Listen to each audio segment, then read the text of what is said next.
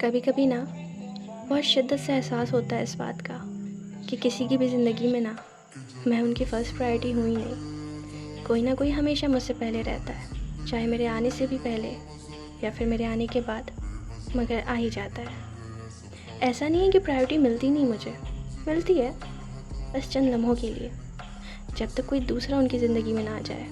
और फिर क्या, मैं बन जाती हूँ उनके लिए ऑप्शन, ज़रूरत, हेल्पिंग हैंड, जो तभी याद आती है जब कोई ज़रूरत होती है।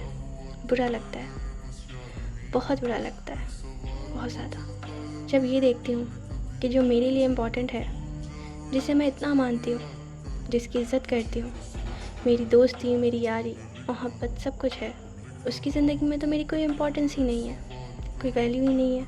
जो मेरे लिए मैटर ऑफ प्रायोरिटी है, उसकी लाइफ में तो मैं कहीं स्टैंड ही नहीं करती। मुझे भी हर्ट होता है, लेकिन उन्हें ये बात समझ ही नहीं आती। और सबसे ज़्यादा बुरा तब लगता है ना, जब लोग जान कर अनजान बनते हैं, मेरी आंखों के सामने मेरी ही जगह किसी और के हवाले कर देते हैं। आई नो कि एक्सपेक्टेशन करना गलत है, और ज़्यादा उम्मीदें तो अक्सर तकलीफ़ देती हैं, लेकिन आखिर मैं भी तो इंसान हूँ ना, मेरे भी तो कुछ जज्बात हैं, एहसास है, मेरा भी तो दिल है ना यार। मुझे भी फ़र्क पड़ता है, हाँ फ़र्क पड़ता है, जब मेरी जगह कोई और लेता है और उसे देने वाला मेरा ही कोई ख़ास होता है।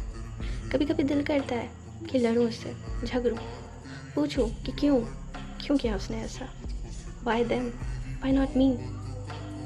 मगर रुक जाती हूँ ये सोचकर कि वो जवाब नहीं दे पाया तो, और अगर दे दिया तो मेरा दिल अगर ये नहीं सह पाया तो। इसलिए सवाल ही रह जाता है कि why them, why not me.